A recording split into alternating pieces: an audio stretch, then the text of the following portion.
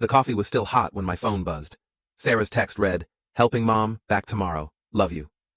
I stared at the screen, steam rising from my mug, when the front door creaked open behind me. "Morning, Jack." Margaret walked into my kitchen, car keys jingling in her weathered hands. "Mind if I grab some coffee?" I nearly dropped my phone.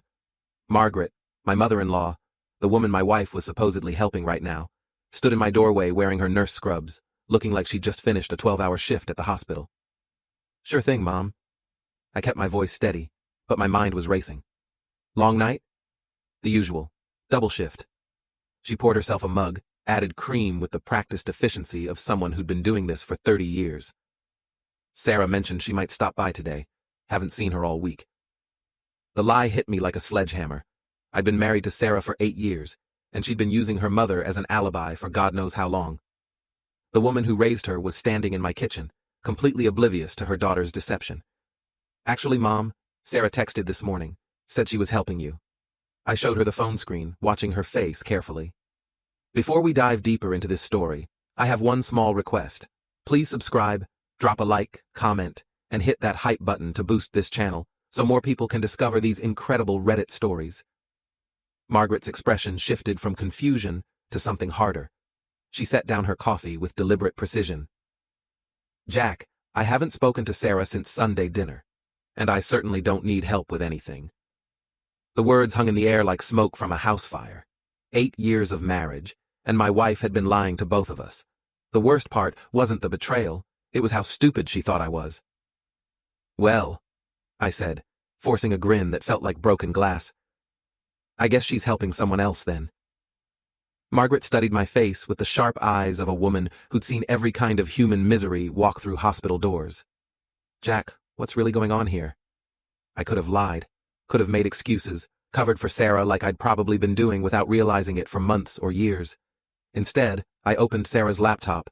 She'd left it on the kitchen counter, password conveniently saved, and turned the screen toward Margaret. The email chain was right there in her inbox. Messages from Danny Architect with subject lines like, "Can't wait for tonight," and "Your husband suspect anything?" The most recent one, sent yesterday, read, "Booked our usual room at the Interstate Inn. Tell the old man you're helping mommy again. LOL." Margaret's face went white, then red, then settled into something I'd never seen before. Pure, cold fury. "That little—" She caught herself, but her hands were shaking. 8 years I've watched you take care of her. Work yourself half to death on those construction jobs while she plays architect princess. And this is how she repays you? I scrolled down, showing her more messages. Photos I won't describe, plans for weekend getaways, discussions about how pathetic I was for believing her stories. The betrayal was bad enough, but the mockery cut deeper. "Danny Richardson," I read aloud. "Wasn't that her college boyfriend? The one who dumped her senior year for some sorority girl." Margaret's voice could have frozen hell. She cried about him for months. Looks like they reconnected. I closed the laptop before we both saw something that would require therapy. Question is, what do we do about it? Margaret looked at me with something that might have been respect. "We? Jack, this is your marriage. And she's your daughter. Plus, she's been using you as her cover story. That makes you part of this mess whether you like it or not." The older woman sat down heavily at my kitchen table, the same table where Sarah and I had eaten breakfast together that morning, where she'd kissed my cheek and promised to call when she got to her mother's house. "What did you have in mind?" Margaret asked. "Nothing illegal, nothing violent. But I'm thinking it's time Sarah learned that lying has consequences." I refilled both our coffee cups. "And I'm thinking you might enjoy watching her squirm when she realizes she's been caught." Margaret smiled for the first time since she'd arrived. It wasn't a nice smile. "Jack, I raised that girl to be better than this. If she wants to act like a cheating teenager, maybe it's time someone treated her like one."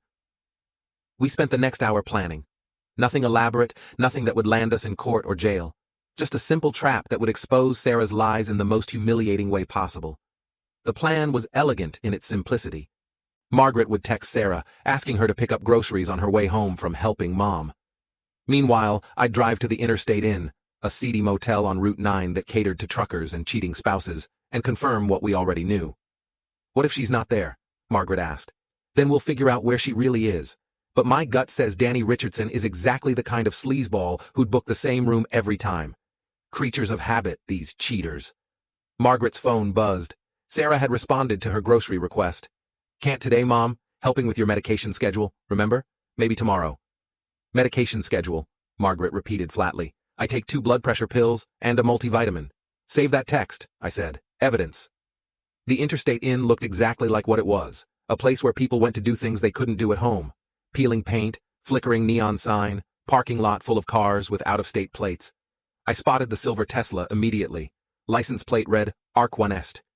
Danny's idea of clever, apparently. I parked 3 spaces away and called Margaret. Found them. What's the plan now? I'm going to wait. When they come out, I want them to see me. Want them to know they've been caught. Jack, be careful. Don't do anything stupid. Too late for that, Mom. I already married her. I didn't have to wait long. Room 237's door opened and Sarah emerged first, looking around nervously before stepping into the afternoon sunlight. She'd dressed up for her affair, the black dress I'd bought her for our anniversary, the jewelry my construction business had paid for. Danny followed and I got my first look at the man who'd been sleeping with my wife. Tall, thin, expensive suit wrinkled from recent activity. He looked exactly like what he was, a middle-aged man trying too hard to recapture his college glory days. They were so busy whispering and giggling that they didn't notice me until I stepped out of my truck. Sarah. I kept my voice calm, conversational. How's your mom doing? The color drained from her face so fast I thought she might faint. Danny, to his credit, at least tried to play it off. Jack, right? I'm Danny Richardson. Sarah and I were just...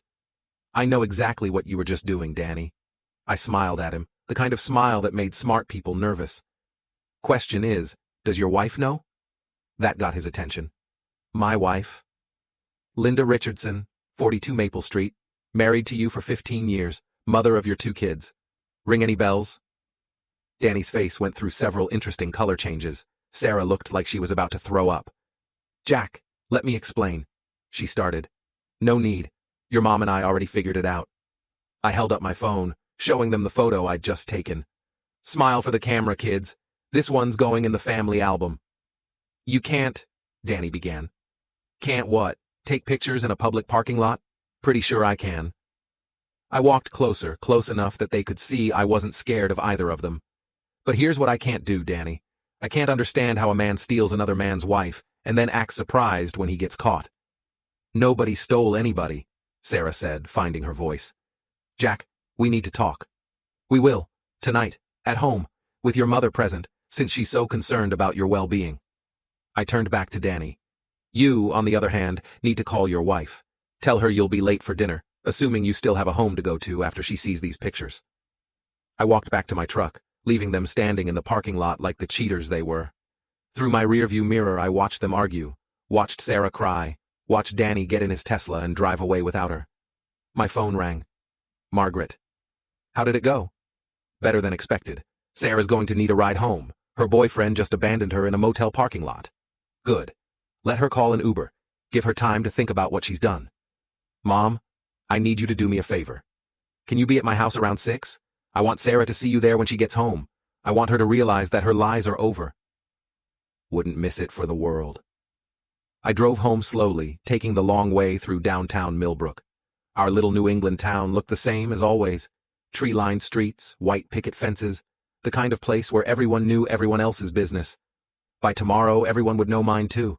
But for the first time in months, maybe years, I didn't care what people thought. I was tired of being the fool, tired of working 60-hour weeks to pay for a life that was apparently just a cover story for my wife's affair. The house felt different when I walked in, quieter somehow, like it was holding its breath.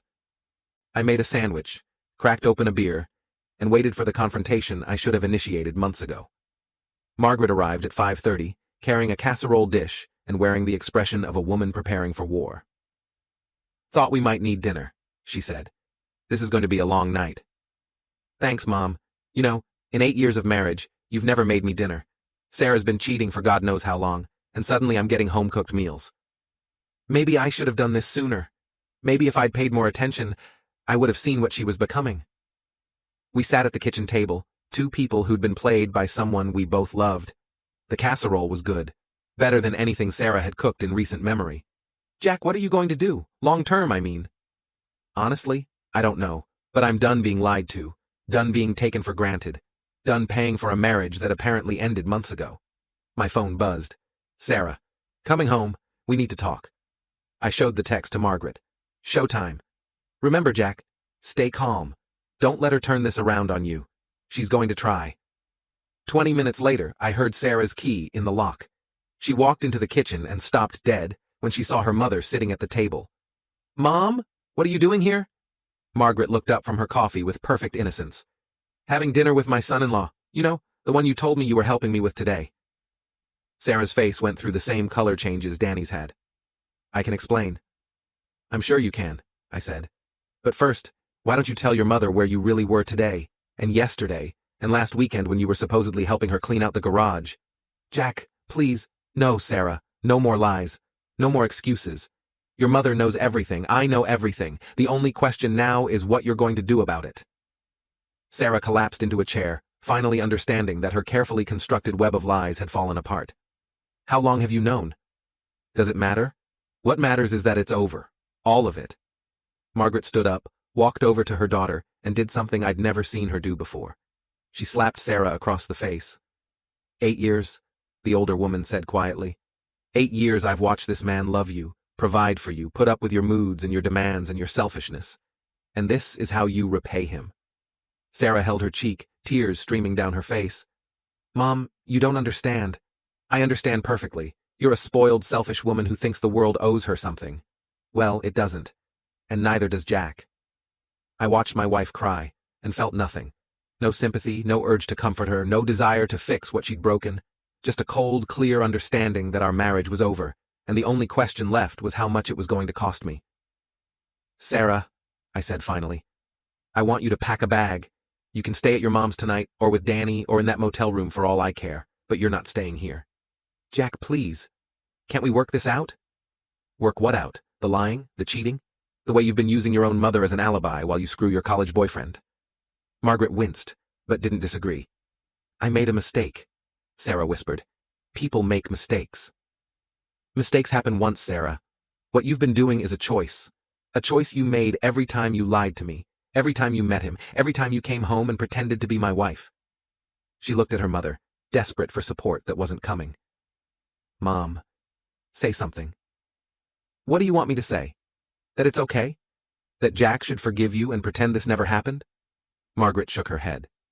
You're my daughter, and I love you. But what you've done is unforgivable. Sarah stood up slowly, like an old woman. Fine, I'll pack a bag. But this isn't over, Jack. We have a life together. A house, shared accounts, 8 years of marriage. You can't just throw that away.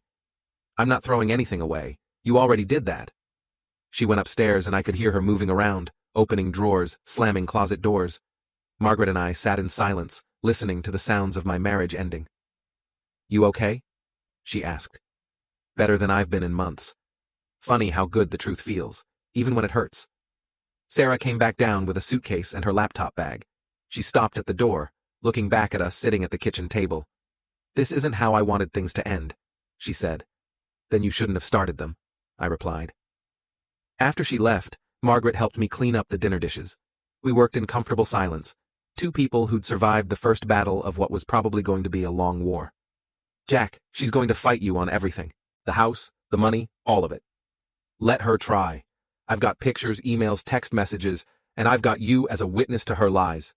What about Danny? I smiled, thinking about the look on his face when I'd mentioned his wife. Danny Richardson is about to have problems of his own. Amazing what a few photos sent to the right email address can accomplish. Margaret laughed. Actually laughed, for the first time all day. You know what, Jack? I think you're going to be just fine. As I locked the door behind her, I realized she was right. For the first time in years, I felt like myself again. Not the fool who'd been lied to, not the husband who'd been cheated on, but Jack Morrison, the man who'd built a successful construction business from nothing, who'd bought this house with his own sweat and blood, who'd been stupid enough to trust the wrong woman, but smart enough to figure it out before it was too late. Tomorrow, the real work would begin. Lawyers, divorce papers, dividing up 8 years of shared life. But tonight, I was going to sleep in my own bed, in my own house, without wondering where my wife really was or who she was really with. The truth, as it turned out, really did set you free. The next morning brought coffee, silence, and the kind of peace I'd forgotten existed. No Sarah rushing around, complaining about work or demanding I fix something that wasn't broken. Just me, my coffee, and the morning news. My phone rang at 7:30. Tom Bradley, my oldest friend, and the town's biggest gossip. "Jack, buddy, you okay? Heard Sarah's car wasn't in your driveway last night." In a town like Millbrook, nothing stayed secret long. Mrs. Peterson across the street probably had my driveway under surveillance. "Sarah's staying at her mom's for a few days," I said, keeping it simple. "Everything all right between you two?" "Define all right." Tom's silence told me he understood. We'd been friends since high school, and he knew me well enough to read between the lines. "You want to grab lunch? Talk about it?" "Actually, yeah. I could use some advice." We met at Murphy's Diner, the kind of place where the coffee was strong and the waitresses had been there since the Carter administration. Tom was already in our usual booth, looking concerned. "So what's going on?" he asked after I'd ordered. I told him everything. The lies, the affair, the confrontation at the motel. Tom listened without interrupting, his expression growing darker with each detail. "Danny Richardson," he said when I finished. "That pretentious asshole from high school? The one who thought he was better than everyone else? That's the one. And Sarah's been sneaking around with him while you're busting your ass to pay the bills? For months, apparently. Maybe longer." Tom shook his head. "Jack, I'm sorry. I know how much you loved her." "Loved who? The woman I married? Or the woman who's been lying to me? Because I'm starting to think they might be two different people. What are you going to do? Divorce her. Take her for everything I can legally take. Make sure everyone in town knows exactly what kind of person she really is. That's going to get ugly. It's already ugly, Tom. I'm just not pretending otherwise anymore." He leaned forward, lowering his voice. "You know Danny's married, right? Linda Richardson. She works at the bank." I mentioned that to him yesterday. He didn't seem happy about it. "You going to tell her?" I thought about it. Linda Richardson was a nice woman. Quiet, polite, always asked about Sarah when she saw me at the hardware store. She deserved to know what her husband was doing with his free time. Maybe. Depends on how cooperative Danny wants to be. "What do you mean?" "I mean, if he backs off, disappears, leaves Sarah to deal with the mess she made, maybe his wife doesn't need to know. But if he keeps sniffing around my soon-to-be ex-wife, all bets are off." Tom grinned. "You know what, Jack? I never liked that guy. Too smooth, too slick. Always thought he was better than the rest of us." Well, he's about to find out he's not. After lunch, I drove to my job site, a kitchen renovation for the Hendersons on Oak Street. Physical work had always helped me think, and I had a lot of thinking to do. The Hendersons were good people, salt-of-the-earth types who'd saved for years to afford this renovation. They trusted me to do right by them, and I would. Unlike some people, I kept my promises. "Jack, you seem different today," Mrs. Henderson said around noon, bringing me a glass of iced tea. Lighter somehow. "Just working through some personal stuff, Mrs. H. Nothing that affects your kitchen, I promise. Sarah, okay?" News traveled fast in Millbrook, but apparently not that fast. "Sarah and I are having some difficulties. We're working it out." She nodded sympathetically. "Marriage is hard work. But you two always seemed so happy. Sometimes things aren't what they seem." That afternoon, my phone started buzzing with texts. Sarah trying to negotiate. "Can we meet somewhere neutral, talk this through like adults? I've been thinking about us, about what we both want. Jack, please, don't throw away 8 years over one mistake." I ignored them all. She'd had months to think about what she wanted. Now it was my turn. Margaret called around 5. "How are you holding up?" "Better than expected. You?" "Angry, disappointed, but not surprised if I'm being honest." "What do you mean?" "Sarah's always been selfish, Jack. Even as a child. Everything had to be about her, had to revolve around what she wanted. I kept hoping marriage would mature her, but it didn't. No. If anything, it made her worse. She got comfortable, took you for granted, started thinking she deserved more than what she had. Well, now she's going to find out what less looks like. Jack, I need to tell you something. Sarah called me today. She wants me to convince you to take her back. And I told her that ship had sailed, that she'd made her choice, and now she had to live with it. How did she take that? About as well as you'd expect. Tears, accusations, threats to cut me out of her life if I didn't support her.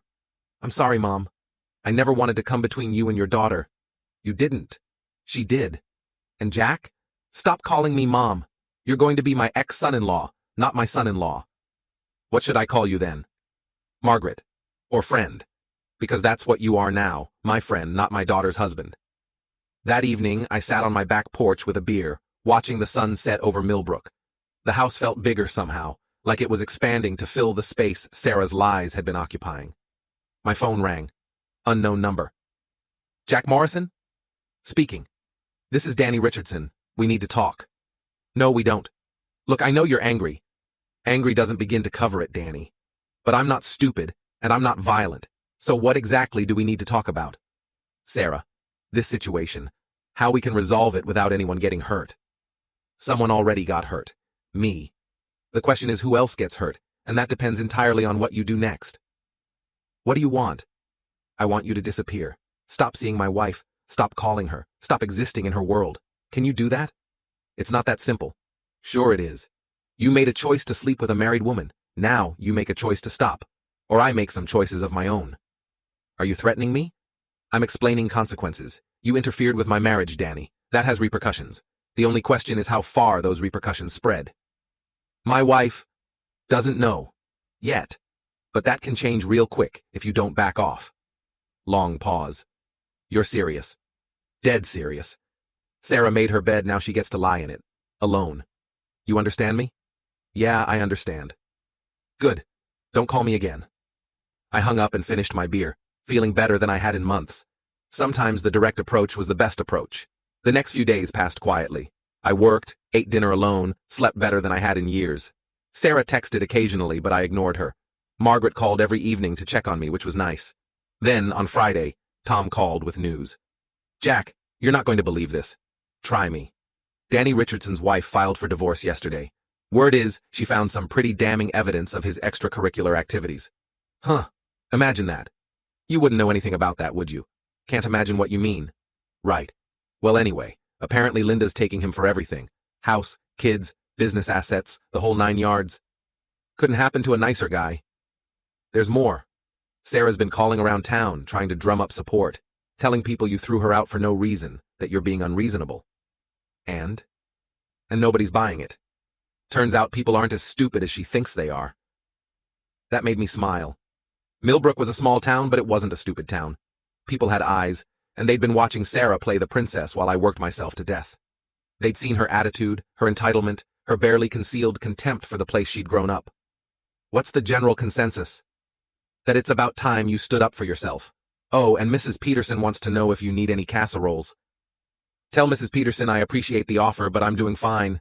You sure? Because half the single women in town are apparently ready to console you. I'm sure. I've got enough complications in my life right now. That weekend, I decided to take a drive. Not anywhere special, just around town, seeing the place with fresh eyes. Millbrook looked different somehow. Smaller, maybe, but also more real. Like I'd been seeing it through Sarah's disappointed eyes for so long that I'd forgotten what I actually thought about it. I drove past the high school where Tom and I had played football, past the movie theater where I'd taken Sarah on our first date, past the church where we'd gotten married 8 years ago. None of it made me sad.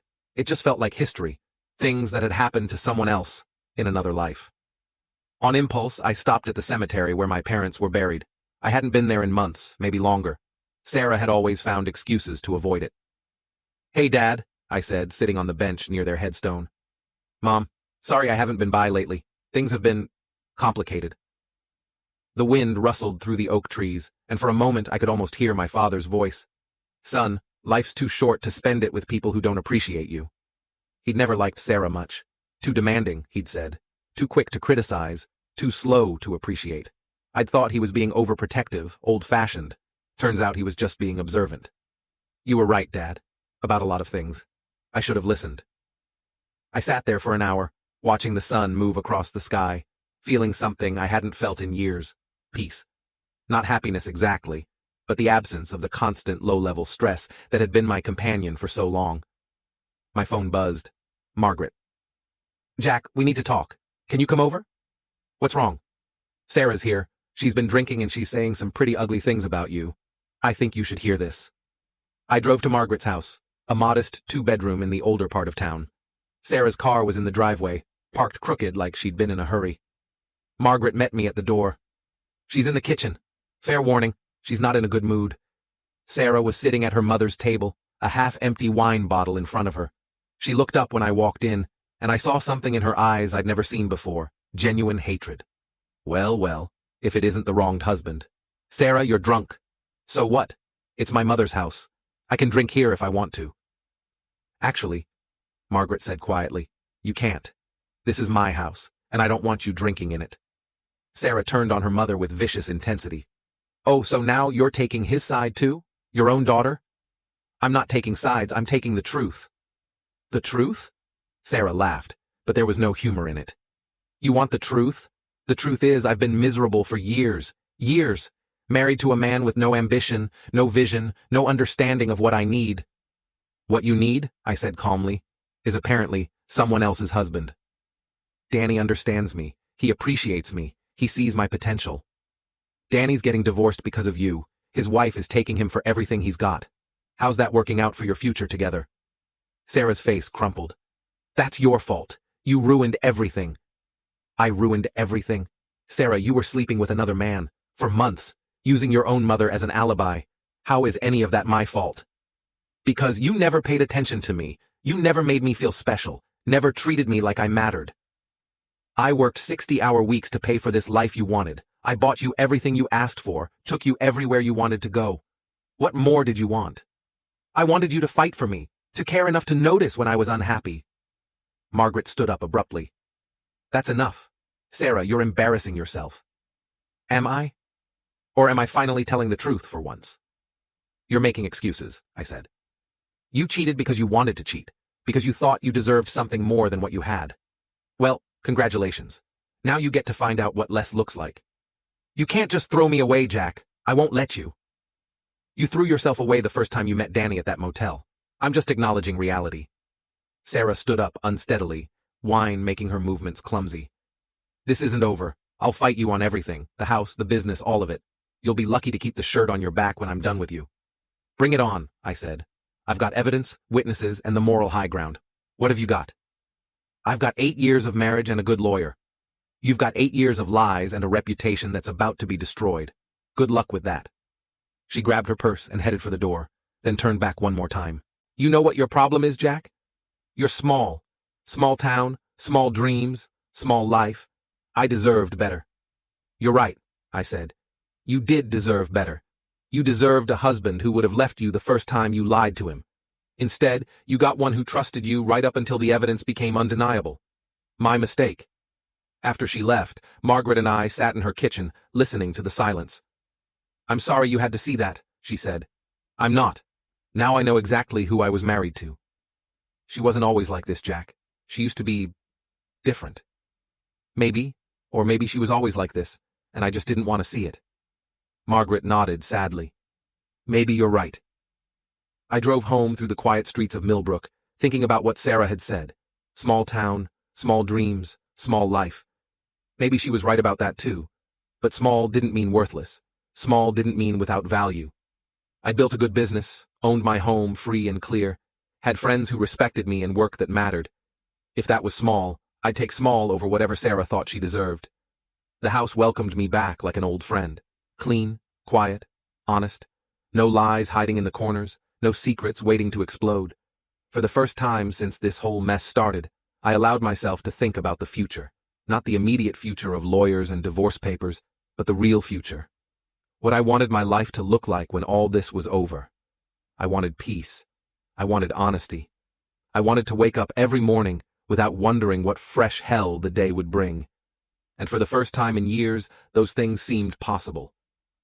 Monday morning brought my first real test of how the town was going to handle the situation. I stopped at Patterson's Hardware for supplies, knowing it was the unofficial gossip center of Millbrook. If people were going to judge me, I'd find out here. Jack! Bill Patterson waved me over to the counter. How you holding up, buddy? One day at a time, Bill. Heard Sarah's staying at her mom's. That's right. Bill leaned closer, lowering his voice. Also heard she's been running around town bad-mouthing you, telling people you're being unreasonable. People can draw their own conclusions. Already have. Most folks figure if Sarah's complaining, you must be doing something right. That got a genuine laugh out of me. Thanks, Bill. I needed that. Listen, Jack, I've known you since you were knee-high to a grasshopper. You're good people. Whatever's going on between you and Sarah, I'm betting it ain't your fault. I bought my supplies and left feeling better about the world. At least some people were willing to judge based on character rather than gossip. My phone rang as I loaded the truck. Tom Bradley. Jack, we got a problem. What kind of problem? The kind that involves your wife, my wife, and a very uncomfortable conversation I had at breakfast this morning. Tom's wife, Linda, was Sarah's closest friend. Or had been, anyway. They'd gone to high school together, been in each other's weddings, spent countless evenings complaining about their husbands over wine. What did Linda say? That Sarah called her last night crying, asking if she could stay at our place for a few days. And Linda said yes before asking me. Now I'm stuck between my wife's loyalty to her friend and my loyalty to you. I could hear the frustration in Tom's voice. This was exactly the kind of situation I'd been dreading. Friends forced to choose sides, relationships destroyed by the fallout from my marriage. Tom, don't put yourself in the middle of this. Linda's known Sarah longer than she's known me. If she wants to help her, that's her choice. But Jack, no buts. Sarah's going to need friends right now, and Linda's a good person. I'm not going to ask anyone to choose between us.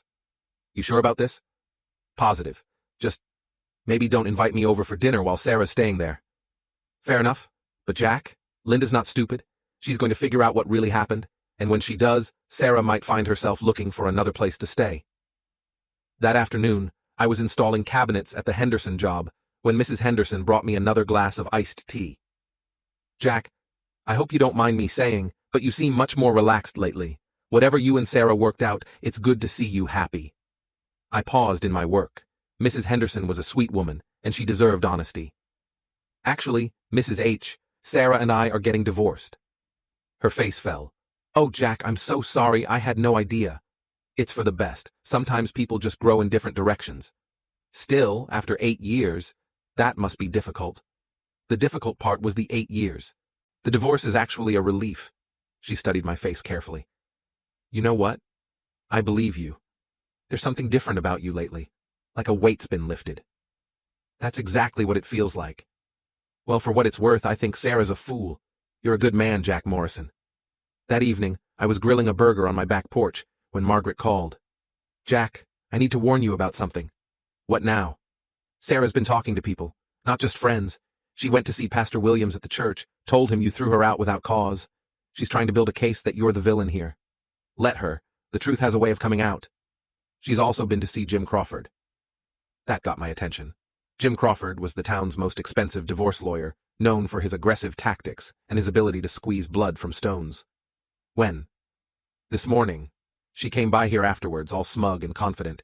Said she was going to take you for everything you've got. We'll see about that. Jack, you need to get your own lawyer, someone good. Already on it. Got an appointment with Rachel Martinez tomorrow morning. Good choice. Rachel's tough and she doesn't like cheaters. After dinner, I sat in my living room, looking around at 8 years of shared life. The furniture we'd picked out together, the pictures on the walls, the books on the shelves. It was going to be strange, dividing up a life like it was a business partnership. My phone buzzed. Text from an unknown number. This is Linda Bradley. Can we talk? I called her back. Hi, Linda. Tom said Sarah's staying with you. She is. And Jack, I need to apologize. For what? For believing her story. She told me you'd thrown her out for no reason, that you were being cruel and vindictive. But then she got drunk last night and told me the real story. Which was? About Danny Richardson, about the affair, about using her mother as an alibi. Linda's voice was tight with anger. Jack, I'm so sorry. I had no idea. It's not your fault, Linda. Sarah can be very convincing when she wants to be. She's not staying here anymore. I told her this morning that she needed to find somewhere else to go. You didn't have to do that. Yes, I did. I've been married to Tom for 12 years, and I know what it would do to me if he cheated. What Sarah did to you is unforgivable. Where is she now? I don't know and I don't care. She burned that bridge when she lied to me. After Linda hung up, I realized something had shifted. The narrative Sarah was trying to create, that I was the bad guy, that she was the victim, was falling apart as people learned the truth. In a small town, lies had short legs. Tuesday morning, I met with Rachel Martinez at her office downtown. Rachel was sharp, professional, and had a reputation for not suffering fools gladly. So, she said after I'd explained the situation, your wife committed adultery, used her mother as an alibi, and now wants to take you to the cleaners in the divorce. That's about the size of it. Do you have evidence of the affair? I showed her the photos from the motel, the email exchanges, the text messages. Rachel reviewed everything with the cold efficiency of a surgeon. This is good. Very good.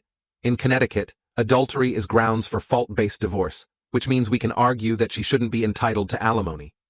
What about the house? You owned it before the marriage? Bought it 3 years before I met Sarah. Put her name on the deed after we got married, like an idiot. Not ideal, but not insurmountable. Given the adultery, we can argue for a larger share of the marital assets. What about your business? Started it before we met, but it grew during the marriage. She'll claim she's entitled to half the growth in value. We'll fight that too. Rachel leaned back in her chair, studying me. Jack, I have to ask. Are you sure you want to play hardball here? Divorce is expensive, emotionally and financially. Sometimes it's better to just split everything 50-50 and move on.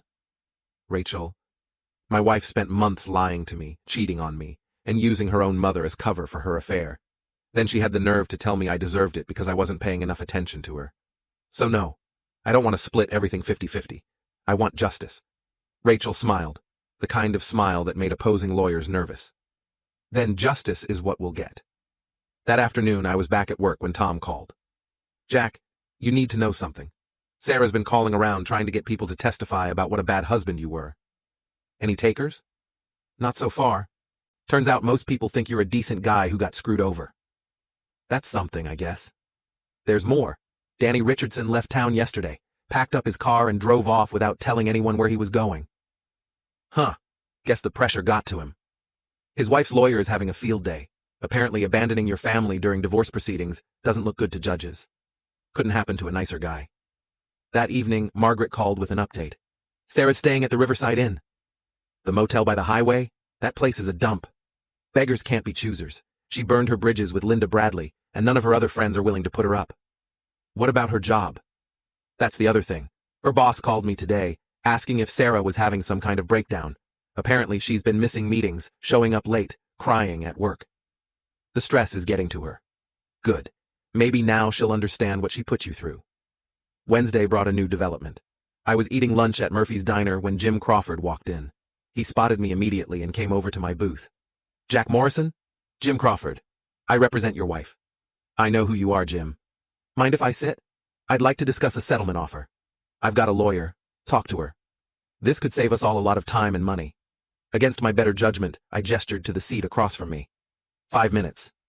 Jim sat down, all expensive suit and practiced charm. Jack, I'll be straight with you. Your wife made some mistakes, but 8 years of marriage means something. She's willing to be reasonable. Define reasonable. 50-50 split of all assets, including the house and your business. No alimony, clean break. And in return? She keeps quiet about the marriage. No public accusations, no mudslinging. I laughed. Jim, you're even dumber than you look. His practiced charm slipped a notch. Excuse me? Your client committed adultery. I've got photos, emails, witnesses. She's got nothing but 8 years of lies and a bad attitude. So here's my counteroffer. She gets her personal belongings, and whatever the judge says she's legally entitled to after considering her adultery. Everything else is mine. That's not going to happen. Then I guess we'll see each other in court. Jim stood up, his friendly mask completely gone. You're making a mistake, Jack. I don't lose often. There's a first time for everything. After he left, I called Rachel Martinez. Jim Crawford just tried to intimidate me into a settlement. What did you tell him? To go to hell in so many words. Good. That means Sarah's getting desperate. When they start with settlement offers this early, it usually means they know they've got a weak case. So we're in good shape? We're in excellent shape. Just keep doing what you're doing, living your life, working your job, being the reasonable one. Let Sarah dig her own grave. That weekend, I decided to do something I hadn't done in years. I went to the annual Millbrook Fall Festival. Sarah had always found excuses to avoid it. Too crowded, too provincial, too beneath her standards. The festival was everything Sarah had complained about, and everything I'd forgotten I loved. Local bands, homemade food, kids running around with cotton candy, old-timers telling the same stories they'd been telling for decades. Jack! Mrs. Peterson from across the street waved me over to her booth. How are you doing, dear? Better than expected, Mrs. P. Good for you. That wife of yours never deserved you anyway, too uppity for her own good. I spent the afternoon wandering from booth to booth, talking to people I'd known all my life. The conversation was the same everywhere. Sympathy for what I was going through, and barely concealed satisfaction that Sarah's true colors were finally showing. At the beer tent, I ran into Mike Sullivan, who'd gone to high school with both Sarah and me. Jack, man, I heard about you and Sarah. That sucks. It is what it is. You know, I never liked her much. Even in high school, she thought she was better than everyone else. Why didn't you ever say anything? Mike shrugged. Wasn't my place. But I always wondered what you saw in her. So did I, apparently. You're better off without her, man. Trust me on that. As the sun set over the festival, I found myself at the bandstand, listening to a local country band play covers of songs I'd grown up with. The music was simple, honest, real, everything my marriage hadn't been. My phone buzzed. Sarah. We need to talk. This has gone far enough. I looked at the message for a long moment, then deleted it without responding. I was done talking. From now on, our lawyers could do the talking. The band launched into a cover of Friends in Low Places, and half the crowd started singing along.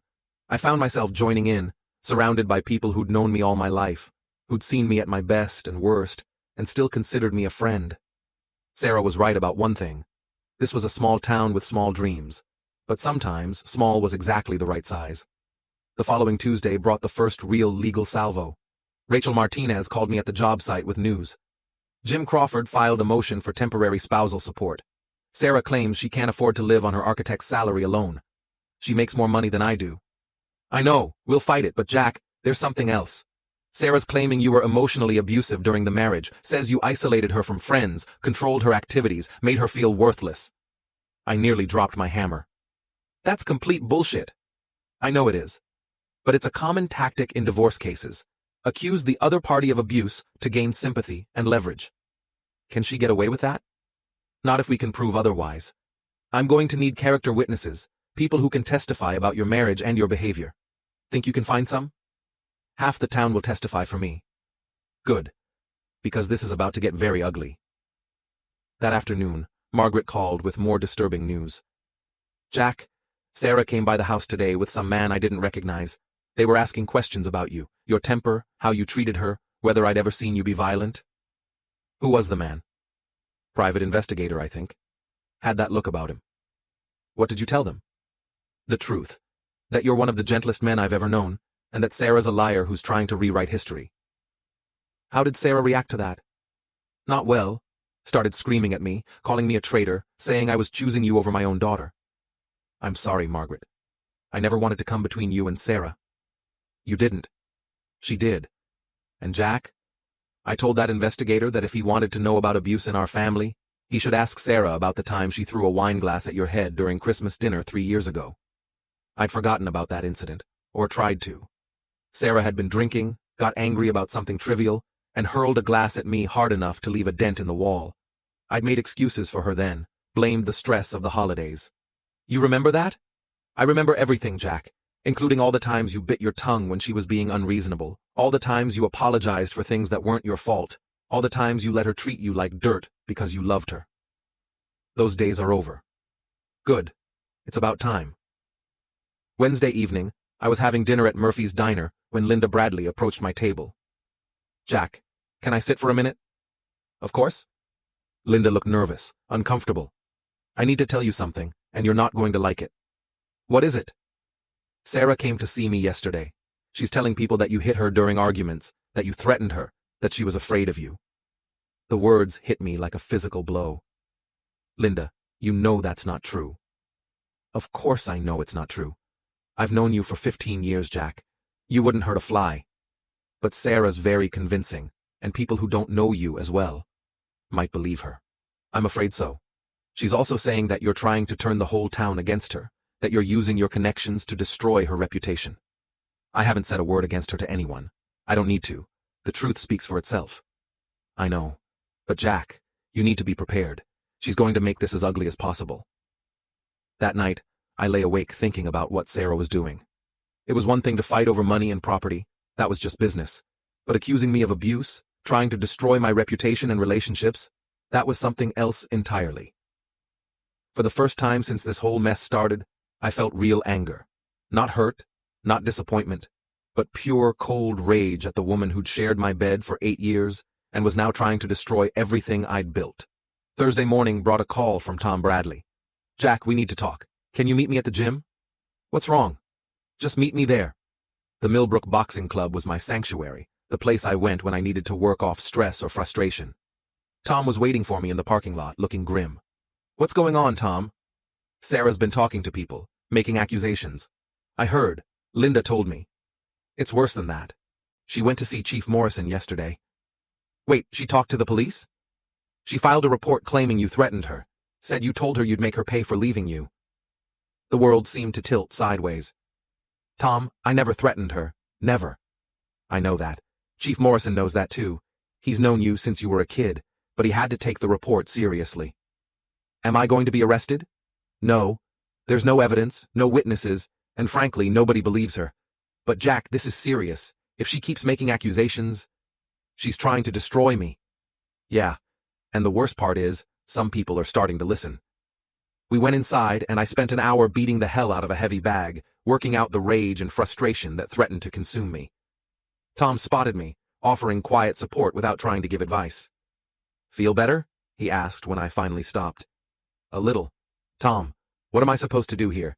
How do you fight someone who's willing to lie about everything? You keep telling the truth. You keep being the man we all know you are. And you trust that people are smarter than Sarah thinks they are. That afternoon, Rachel Martinez called with an update. I heard about the police report. Jim Crawford's getting desperate. False accusations are usually a last resort. So what do? We document everything. Every lie, every false accusation, every attempt at character assassination, and then we use it all against her in court. Will it work? Jack, I've been doing this for 20 years. I've seen vindictive spouses try every dirty trick in the book, but I've never seen anyone destroy their own case as thoroughly as Sarah's destroying hers. What do you mean? She's overplaying her hand. The abuse allegations, the police report, the private investigator. It all makes her look desperate and vindictive. Judges don't like that. So we're still in good shape? We're in better shape than ever. Just keep your head down and let her keep digging her own grave. Friday evening, I was grilling dinner on my back porch when I heard a car pull into my driveway. Through the front window, I saw Sarah getting out of an unfamiliar sedan, a rental probably. She walked around to the backyard without knocking, looking haggard and desperate. The confident woman who'd left 3 weeks ago was gone, replaced by someone who looked like she hadn't slept in days. Jack, we need to talk. No, we don't. Anything you have to say can go through our lawyers. Please, just 5 minutes. Against my better judgment, I turned off the grill and faced her. 5 minutes. This has gotten out of hand. The lawyers, the accusations, the whole town choosing sides. This isn't what I wanted. What did you want, Sarah? I wanted you to fight for me, to show me that our marriage mattered to you. By cheating on me with Danny Richardson? That was a mistake, a stupid, selfish mistake that got out of hand. For how long? What? How long were you sleeping with him? How long were you using your mother as an alibi? How long were you lying to my face every single day? Sarah looked away. 6 months. 6 months. And in all that time, did you ever think about stopping? Did you ever feel guilty about what you were doing to me, to your mother, to Danny's wife? Of course I felt guilty, but not guilty enough to stop. Jack, people make mistakes. Marriage is hard, and I was lonely, and Danny made me feel special. Stop! I held up my hand. Just stop. You weren't lonely, Sarah. You were selfish. You weren't neglected. You were spoiled. And you weren't making a mistake. You were making a choice. Every single day for 6 months, you chose to lie to me. So that's it? 8 years of marriage, and you're just throwing it all away? I'm not throwing anything away. You already did that. Sarah's face crumpled, and for a moment I saw a glimpse of the woman I'd fallen in love with. But then she straightened up, and the mask of victimhood slipped back into place. Fine. If that's how you want it, that's how it'll be. But don't expect me to make this easy for you. I never did. I'll take you for everything, Jack. The house, the business, everything you've worked for. By the time I'm done with you, you'll have nothing left. You're welcome to try. And if you think those abuse allegations are bad, wait until you see what else I can come up with. Small towns love a good scandal, don't they? The mask was completely off now, showing me the real Sarah. Vindictive, cruel, willing to destroy anyone who stood in her way. Are you threatening me? I'm promising you. Cross me, and I'll make your life hell. You already have. The difference is, now I know you're doing it. Sarah turned and walked back to her car, but stopped at the gate to my backyard. You know what your problem is, Jack? You think being a good man matters. You think people care about truth and loyalty and all those other Boy Scout virtues, but they don't. They care about drama and gossip and taking sides, and I'm much better at giving them what they want than you are. We'll see about that. After she left, I stood in my backyard for a long time, watching the sun set over Millbrook. The town looked peaceful, innocent, like a Norman Rockwell painting. But underneath that surface calm, I could feel the currents of gossip and speculation that Sarah was trying to manipulate. She was right about one thing. Small towns love drama, but she was wrong about everything else. People did care about truth, about character, about the difference between right and wrong, and I was betting my future on that belief. My phone rang. Margaret. Jack, Sarah just left here. She's completely lost her mind. What happened? She came here demanding that I support her story about you being abusive. When I refused, she started screaming, throwing things, making threats. What kind of threats? She said if I didn't back her up, she'd make sure everyone in town knew what kind of mother I really was. Said she'd tell people I was an alcoholic, that I'd neglected her as a child, that I was an unfit grandmother. Margaret, I'm so sorry. Don't apologize. This isn't your fault, it's hers. But Jack, she's dangerous now. Desperate people do desperate things. I know, but there's not much I can do except keep telling the truth and hope people believe it. They will. Sarah's always been her own worst enemy. Give her enough rope, and she'll hang herself. That night, I double-checked all the locks on my house and made sure my security system was armed. I didn't think Sarah would try anything violent, but I'd been wrong about her before. As I got ready for bed, I thought about what she'd said, that being a good man didn't matter, that people only cared about drama and gossip. Maybe she was right. Maybe I was naive to think that truth and character would win out in the end. But even if she was right, I couldn't change who I was. I'd rather lose everything as an honest man than win anything as a liar. The battle lines were drawn now. Sarah had made her choice to fight dirty, to use every weapon at her disposal, regardless of who got hurt. And I'd made my choice to fight clean, to trust in the basic decency of the people who'd known me all my life. One of us was about to find out we'd chosen wrong. Saturday morning brought the kind of crisp October air that made Millbrook look like a postcard. I was drinking coffee on my front porch when Chief Morrison's patrol car pulled into my driveway. Dave Morrison had been Millbrook's police chief for 15 years, and we'd known each other since high school. He got out of the car slowly, like a man carrying bad news. Morning, Jack. Dave, coffee? Thanks, but this isn't a social call. He sat down on the porch steps, looking uncomfortable. I need to ask you about Sarah's allegations. What allegations? The ones about me threatening her, or the new ones she made up yesterday? Both, I guess. Jack, I've known you since we were kids. I don't believe for a second that you'd hurt anyone, let alone your wife. But I've got to follow procedure. I understand. What do you need to know? Did you ever threaten Sarah? Ever tell her you'd make her pay for leaving you? No, never. The closest I came to threatening anyone was telling Danny Richardson that his wife might find out about the affair if he didn't back off. And did you ever hit her? Push her? Any physical contact during arguments? Dave, in 8 years of marriage, I never laid a hand on Sarah in anger. The only time I ever touched her during an argument was to steady her when she was drunk and stumbling around. Dave nodded, making notes in a small pad. That's what I figured. But Jack, she's making some pretty serious accusations. Says you have a violent temper, that you've been stalking her since she moved out. Stalking her? I've seen her exactly twice since she left. Once when I caught her at the motel with Danny, and once when she came to my house uninvited yesterday evening. Can anyone verify that? Margaret was at my house the night Sarah left. Tom Bradley knows about the motel incident, and I'm sure my neighbors saw Sarah's car in my driveway yesterday. Dave closed his notebook and looked at me directly. Jack, I'm going to be straight with you. Nobody believes Sarah's story. Not me, not the other officers, not anyone who knows you. But she's making noise about filing for a restraining order, claiming she fears for her safety. On what grounds? On the grounds that she's a good actress and you're going through a messy divorce. Sometimes that's enough for a judge to issue a temporary order, just to be safe. What would that mean? You couldn't contact her, couldn't go within a certain distance of her residence or workplace. Any violation would be an arrest. Dave, she came to my house last night. She's the one making contact. I know, but restraining orders don't always make sense. They just make lawyers rich, and judges feel like they're being cautious. After Dave left, I called Rachel Martinez. A restraining order? Based on what evidence? Based on no evidence, but Sarah's lawyer is smart enough to know that even a baseless restraining order can be a powerful weapon in a divorce case. What do? We fight it, and Jack, I think it's time we went on the offensive. What do you mean? I mean, we stop playing defense and start making Sarah answer for her behavior. I'm going to file a motion asking the court to award you the house based on her adultery. I'm also going to request that she pay your legal fees. Can we win? With the evidence we have? Absolutely. Sarah's about to learn that actions have consequences. That afternoon, Margaret called with urgent news. "Jack, you need to get over here right now." "What's wrong?" "Sarah's here with that private investigator again. They're going through my house looking for evidence of your abusive behavior. I tried to stop them, but Sarah says she has a right to be here because it's her childhood home." "I'll be right there." I drove to Margaret's house faster than I should have, anger building with every mile. Sarah had crossed a line by involving her mother in this mess, and now she was violating the woman's privacy in pursuit of her vindictive campaign. Margaret's front door was open when I arrived. I could hear voices from inside. Sarah's shrill tone, a man's deeper voice, and Margaret's increasingly agitated responses. I walked in without knocking. Sarah was in the living room with a thin man in an expensive suit, going through Margaret's photo albums. Margaret stood nearby, looking helpless and angry. "What the hell do you think you're doing?" I demanded. The private investigator looked up calmly.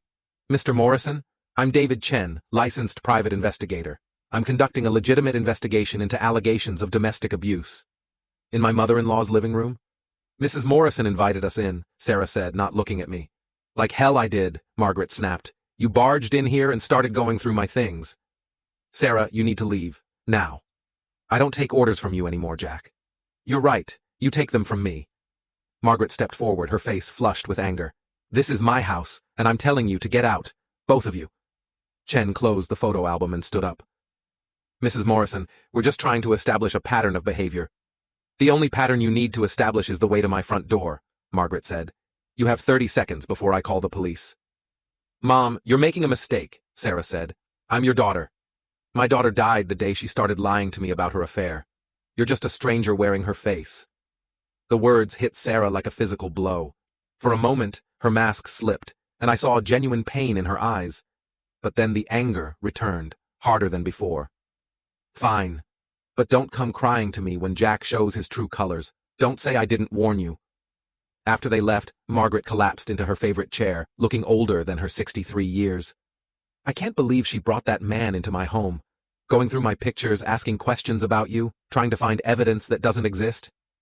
"What kind of questions?" "Did I ever see you lose your temper? Did you ever say anything threatening about Sarah?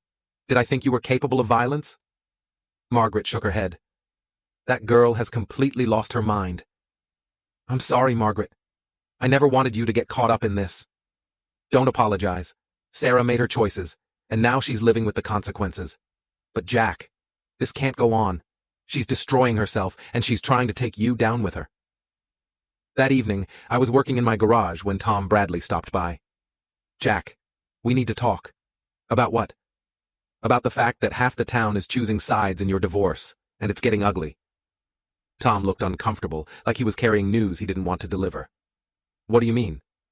"I mean Sarah's been working the phones, calling everyone she can think of, trying to build support for her version of events, and some people are listening." "Who?" "The Hendersons, for one. Sarah told them you've been unstable lately, that she's afraid of what you might do." That hit me hard. The Hendersons were good people, and I'd been working on their kitchen renovation for weeks. If they believed Sarah's lies... "What did they say?" "They asked me if I thought you were dangerous. I told them they were crazy, but Jack, the seed of doubt is planted now." "Who else?" "A few people at the bank, some of Sarah's co-workers, Pastor Williams at the church. Sarah's very convincing when she wants to be." I sat down heavily on my workbench, feeling the weight of what Sarah was doing to my reputation, my relationships, my entire life in this town. "Tom, what am I supposed to do? How do you fight someone who's willing to lie about everything? You keep being yourself. You keep telling the truth. And you trust that people who really know you won't believe her lies." "And what about the people who don't know me that well?" Tom was quiet for a moment. "I don't know, Jack. I honestly don't know." Sunday morning, I made a decision that surprised even me. I went to church. I hadn't been to St. Mary's in months, maybe longer. Sarah had always found excuses to avoid it, and I'd stopped pushing. But today felt like a day for honest reflection, for sitting in a place that represented something bigger than my own problems. Pastor Williams looked surprised to see me, but nodded politely as I took a seat in the back pew. His sermon was about forgiveness, about turning the other cheek, about the power of love to overcome hatred. It was exactly what I didn't want to hear. After the service, Pastor Williams approached me in the parking lot. "Jack, it's good to see you. How are you holding up?" "One day at a time, Pastor."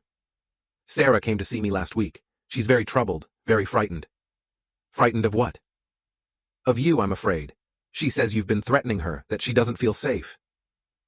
I looked at this man who'd known me for years, who'd performed my wedding ceremony, who'd counseled me through various life challenges, and I saw doubt in his eyes. Pastor, you've known me for 8 years. Do you really think I'd hurt anyone?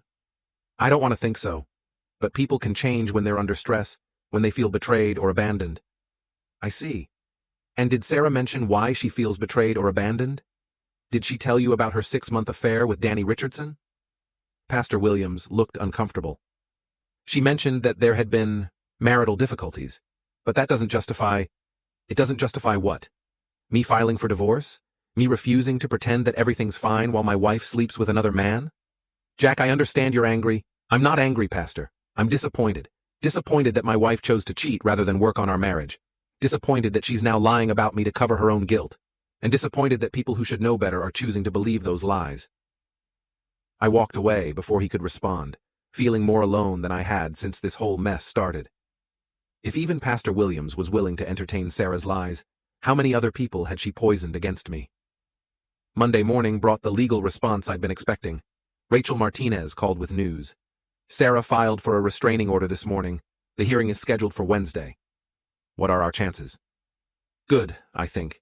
She has no evidence, no witnesses, no documentation of any threats or violence. But Jack, you need to be prepared for this to get very public. Restraining order hearings are open court. Meaning? Meaning anyone can sit in and watch. And in a town like Millbrook, they will. Let them. I've got nothing to hide. That's the attitude. Oh, and Jack, I filed our counter-motion this morning. We're asking for the house, spousal support from Sarah to you, based on her adultery, and attorney's fees. How did that feel? Like justice. Wednesday morning, I put on my best suit and drove to the courthouse in the county seat. The hearing was scheduled for 10 o'clock, and I arrived early to meet with Rachel. Remember, she said as we walked into the courthouse, stay calm, answer questions directly. Don't let Jim Crawford bait you into losing your temper. I'll be fine. The courtroom was smaller than I'd expected, but it was packed. I recognized faces from Millbrook, some supportive, some curious, some hostile. Margaret sat in the front row behind me, a show of support that meant more than she probably knew. Sarah sat at the plaintiff's table with Jim Crawford, wearing a conservative dress and minimal makeup, playing the role of the frightened victim. She didn't look at me when I entered. Judge Patricia Walsh called the hearing to order promptly at 10. She was a stern-looking woman in her 50s, with gray hair and no-nonsense demeanor. This is a hearing on the plaintiff's petition for a restraining order against the respondent. Mr. Crawford, you may proceed. Jim Crawford stood up, all polished professionalism. Your Honor, my client is in fear for her safety. The respondent has threatened her, stalked her, and exhibited increasingly erratic behavior since she left their marital home. What evidence do you have of these threats, Mr. Crawford? We have my client's sworn testimony, Your Honor, and we have evidence of the respondent's violent tendencies and controlling behavior during the marriage. I'd like to hear from your client directly. Mrs. Morrison, please take the stand. Sarah walked to the witness stand, still not looking at me. She was sworn in and took her seat, hands folded primly in her lap. Mrs. Morrison, Crawford began, please tell the court about your husband's behavior since you separated. He's been following me, Your Honor, showing up at places where I'm staying, taking pictures of me, making threats about what he'll do if I don't come back to him. It was a masterful performance. Just enough detail to sound credible, just enough emotion to seem genuine. What kind of threats? He said he'd make me pay for leaving him, that he'd destroy my reputation, turn everyone against me, that I'd regret ever crossing him. And has he exhibited violent behavior during your marriage? Yes, Your Honor. He has a terrible temper. He's thrown things, punched walls, grabbed me during arguments. I've been afraid of him for years. I felt Rachel's hand on my arm, reminding me to stay calm. Every word out of Sarah's mouth was a lie, but she was delivering those lies with conviction. Your Honor, Crawford continued, we also have evidence that the respondent has been conducting a campaign of harassment against my client, using his connections in their small town to isolate her and damage her reputation. Judge Walsh looked skeptical. What kind of evidence? Testimony from witnesses who can attest to the respondent's controlling behavior and my client's fear of him. Very well, Ms. Martinez, your cross-examination. Rachel stood up, and I could see the predatory gleam in her eyes. Mrs. Morrison, You testified that your husband threatened to make you pay for leaving him. When exactly did this conversation take place? It was after I moved out. He called me. Do you have phone records showing this call? No, I don't. I see. And you testified that he's been following you. Where specifically has he followed you? Sarah hesitated. To the motel where I was. To various places. The motel where you were conducting your affair with Daniel Richardson? Jim Crawford jumped up. Objection, Your Honor. The respondent's alleged infidelity is not relevant to this proceeding. Actually, it is, Rachel replied smoothly. If the petitioner was conducting an extramarital affair and the respondent discovered it, that provides context for any confrontation that may have occurred. Judge Walsh nodded. I'll allow it. Mrs. Morrison, please answer the question. Sarah's composure cracked slightly. Yes, he followed me to the motel. Once? Yes. And what happened during this single incident of stalking? He confronted me and Daniel. He was angry, threatening. Did he touch you? No. Did he touch Mr. Richardson? No. Did he damage any property? No. So he discovered his wife in the midst of an extramarital affair, confronted both parties verbally, and then left. Is that accurate? He was very angry. That wasn't my question. Is my summary accurate?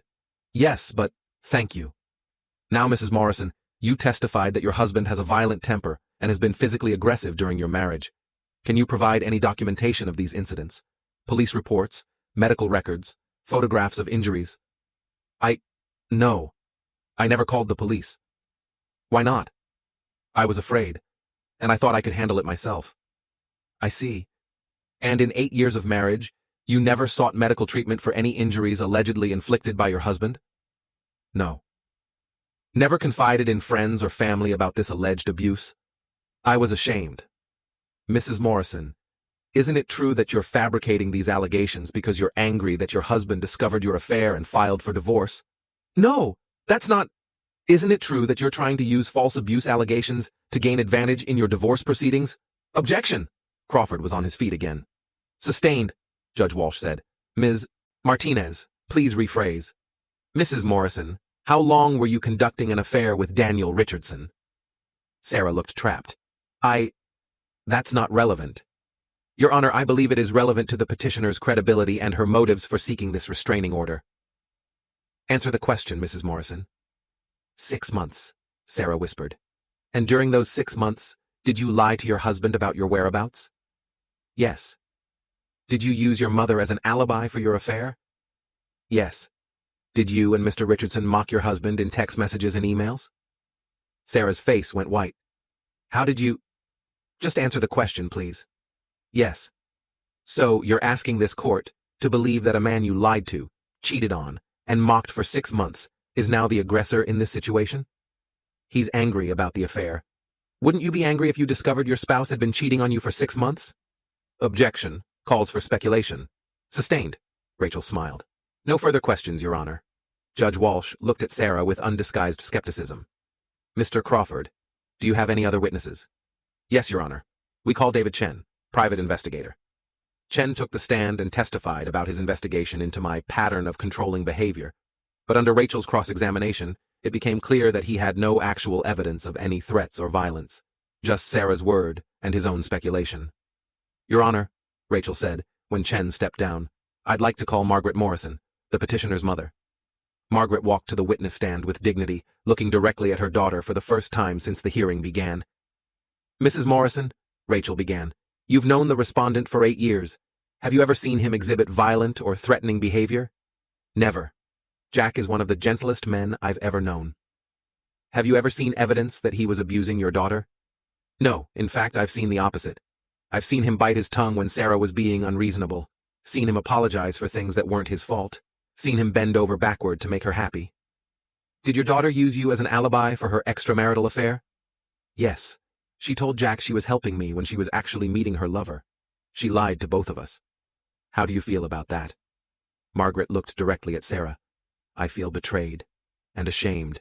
Ashamed that I raised a daughter who could lie so easily, who could hurt people who love her without any apparent remorse. Sarah was crying now, but Judge Walsh seemed unmoved. Mrs. Morrison, Rachel continued, in your opinion, is your daughter afraid of the respondent? No, She's angry that she got caught. She's angry that her lies have consequences, but she's not afraid. Thank you. No further questions. Jim Crawford tried to rehabilitate Sarah's case with his redirect, but the damage was done. Margaret's testimony had been devastating, all the more so because it came from Sarah's own mother. Your Honor, Rachel said when all testimony was concluded, the petitioner has failed to provide any credible evidence of threats or violence. What she has provided is evidence of her own dishonesty, her own betrayal of her marriage vows, and her own willingness to fabricate serious allegations for personal gain. This restraining order should be denied. Judge Walsh didn't deliberate long. I've heard all the testimony, and I find the petitioner's allegations to be without merit. The request for a restraining order is denied. Furthermore, I'm troubled by what appears to be an attempt to use false allegations of domestic abuse to gain advantage in divorce proceedings. I'm ordering a copy of this transcript to be sent to the district attorney's office for review. The gavel came down, and it was over. Sarah had lost, publicly and completely. As people filed out of the courtroom, I could hear the whispered conversations, the judgments being passed. Margaret hugged me in the hallway. I'm proud of you, Jack. You kept your dignity through all of this. Thanks, Mom, for everything. What happens now? Now we finish the divorce, and Sarah learns that actions have consequences. As we walked out of the courthouse, I saw Sarah sitting alone on a bench crying. Jim Crawford was nowhere to be seen, probably already calculating his bill for services rendered. For a moment, I almost felt sorry for her. But then I remembered the 6 months of lies, the false accusations, the attempt to destroy my reputation and relationships. Some bridges once burned couldn't be rebuilt. The truth had won. Finally, decisively, publicly. And for the first time in months, I felt like myself again. The drive back to Millbrook felt different than any drive I'd taken in months. The autumn leaves seemed brighter, the air cleaner, the future more promising. Margaret rode beside me in comfortable silence, both of us processing what had just happened in that courtroom. Jack, she said, as we entered the town limits, I need you to know something. What I said in there, about being ashamed of Sarah, I meant every word. You don't have to explain, Margaret. Yes, I do. She's my daughter, and I love her. But what she's done to you, what she tried to do today, it's unforgivable. I raised her better than that. You raised her fine. Sometimes people just choose to be something different than what they were raised to be. My phone started ringing as soon as we hit Main Street. Tom Bradley. Jack, buddy, how did it go? We won, restraining order denied. Judge basically called Sarah a liar in open court. Holy shit. Sorry, Margaret. Language, Tom, Margaret said with a slight smile. Word's already spreading around town. People are talking about how Sarah got exposed, how her whole victim act fell apart. I'm not celebrating anyone's downfall, Tom. I just want this to be over. It is over, Jack. After today, nobody's going to believe anything Sarah says about you. That evening, I grilled a steak on my back porch and ate dinner in peaceful solitude. The house felt different now, not empty, but clean, like the lies and deception had been scrubbed away, leaving behind something honest and real. Rachel Martinez called around 8. Jack, I wanted to follow up on today. That was a complete victory. What happens next? We press our advantage. I'm filing an amended divorce petition tomorrow, asking for everything we discussed, the house, attorney's fees, and spousal support from Sarah to you. Will we get it? After today, I'd say our chances are excellent. Sarah destroyed her credibility completely. No judge is going to reward her behavior. How long until it's final? A few more months, probably. But Jack, the hard part is over. Today proved that the truth matters, that justice still exists. Thursday morning brought a parade of visitors to my job site. Word of the restraining order hearing had spread through Millbrook like wildfire, and people wanted to express their support. Mrs. Henderson was first, arriving with fresh coffee and homemade muffins. Jack, I owe you an apology. When Sarah told us you were unstable, I should have known better. You've been working on our kitchen for weeks. If you were dangerous, I would have seen it. No apology necessary, Mrs. H. Sarah can be very convincing. Well, she's not convincing anymore. After what happened in court yesterday, everyone knows the truth. Bill Patterson from the hardware store stopped by around noon. Jack, I heard you made Sarah look like a fool in front of the whole town. I didn't make her do anything, Bill. She did it to herself. Either way, I'm glad the truth came out. That woman never deserved you. Even Pastor Williams showed up, looking embarrassed and contrite. Jack, I owe you an apology. I should have known better than to doubt your character. We all make mistakes, Pastor. Some mistakes are worse than others. Sarah came to me seeking support for her lies, and I was foolish enough to consider giving it to her. She's very good at playing the victim. Not anymore? After yesterday, I don't think anyone will believe her victim act again.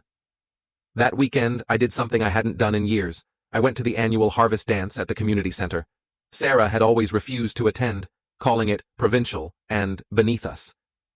The dance was exactly what Sarah had said it was: small town, unsophisticated, full of people who'd known each other all their lives. It was also warm, genuine, and more fun than I'd had in months. Jack Morrison! Betty Sullivan grabbed my arm as I walked in. I heard about what happened in court. Good for you. Thanks, Betty. That Sarah always thought she was too good for the rest of us. Nice to see her get taken down a peg. I spent the evening dancing with old friends, eating potluck dinner, and listening to a local band play covers of songs from the 80s and 90s. It was simple, honest, real, everything my marriage hadn't been. Around 10 o'clock, Margaret found me at the punch bowl. Having fun? More than I have in years. Thanks for convincing me to come.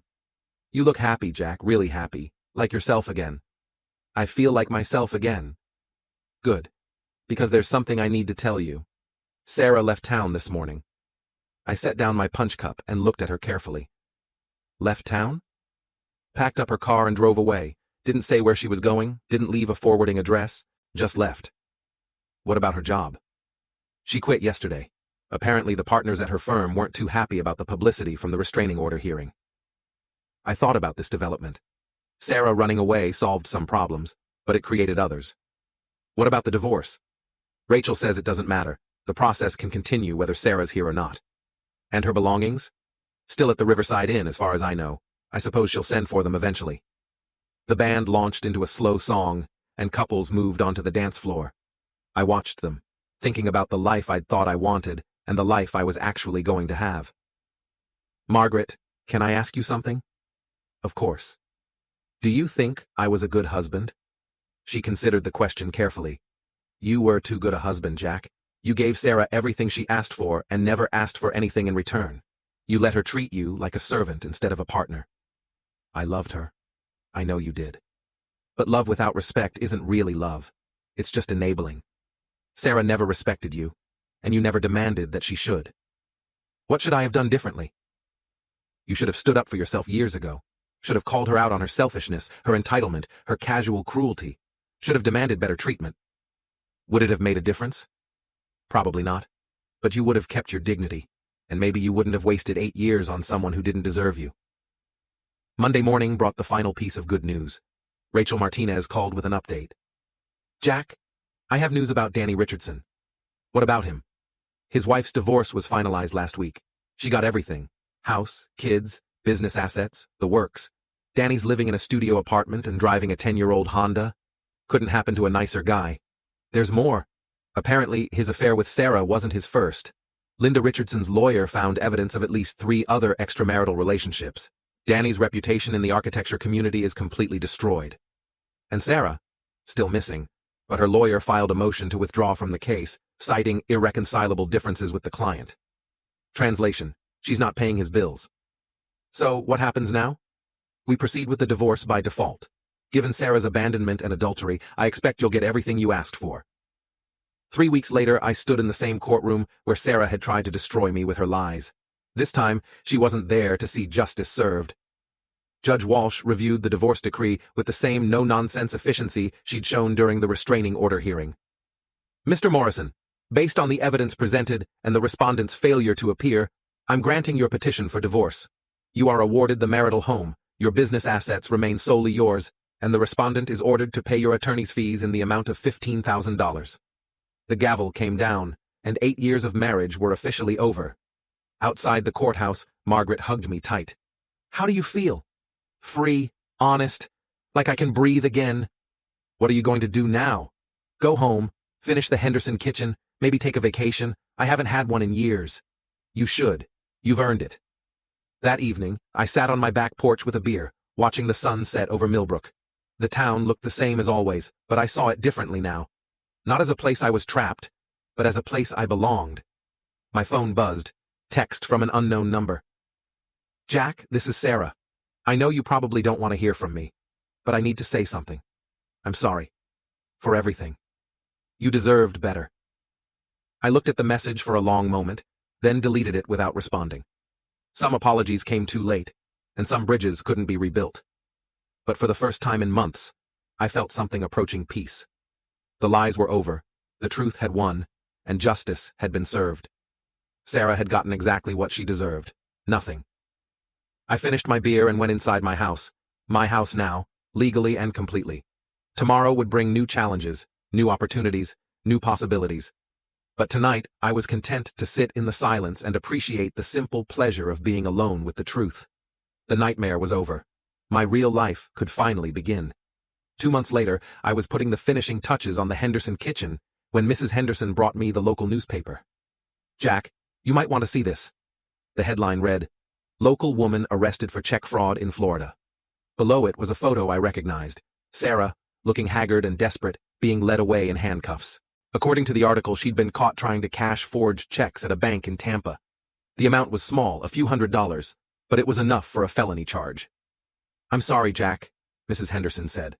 "I know this must be difficult." I handed the paper back to her. "Actually, it's not difficult at all. It's just Sarah being Sarah, taking shortcuts, looking for easy money, thinking the rules don't apply to her. Still, she was your wife for 8 years. She was someone I thought I knew for 8 years. Turns out I was wrong about who she really was." That afternoon, Margaret called. "Jack, did you see the paper?" "I saw it." "How do you feel?" "Honestly, I feel vindicated. Everyone in town can see now what kind of person Sarah really is, what kind of person she always was. She's still my daughter, Jack, despite everything. I know, and I'm sorry this is hard for you. It's not hard. It's embarrassing. But it's also final proof that you were right to divorce her, right to fight her lies, right to demand better treatment." "Margaret, can I ask you something?" "Of course." "Do you ever regret taking my side against your own daughter?" She was quiet for a moment. "Never. Not for a second. You were the victim in all this, Jack. Sarah made her choices and now she's living with the consequences." That evening, I drove out to the cemetery where my parents were buried. I hadn't been there since the day I decided to fight Sarah's lies, instead of accepting them. "Hey, Dad, Mom. I thought you'd want to know. It's over. The divorce, the lies, all of it. Sarah's gone, and I'm free." The wind rustled through the oak trees, and I could almost hear my father's voice. "Son, I told you that woman was trouble. Should have listened to your old man." "You were right, Dad, about everything.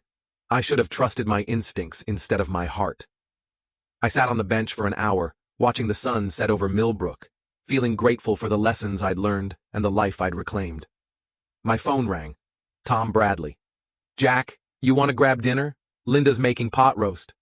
"Thanks, but I'm good. Maybe another time." "You sure? You don't have to be alone all the time." "I'm not alone, Tom. I'm free. There's a difference." After Tom hung up, I realized he was wrong about something else, too. I wasn't alone. I had friends who'd stood by me, a community that had supported me, and the self-respect I'd nearly lost, but had fought to reclaim. Sarah had been right about one thing. Millbrook was a small town with small dreams, but small dreams could be honest dreams, and small communities could offer something that bigger places couldn't. The knowledge that character mattered, that truth had value, that justice was still possible. I drove home through the quiet streets of my town, past the houses where people I'd known all my life were settling in for the evening. Tomorrow would bring new challenges, new opportunities, maybe even new relationships built on honesty instead of lies. But tonight, I was content to be alone with the truth, in my own house, in my own town, living my own authentic life. Sarah had tried to destroy me with her lies, her accusations, her vindictive campaign of character assassination. Instead, she'd destroyed herself, and proven that actions have consequences, that truth matters, and that sometimes the good guys really do win.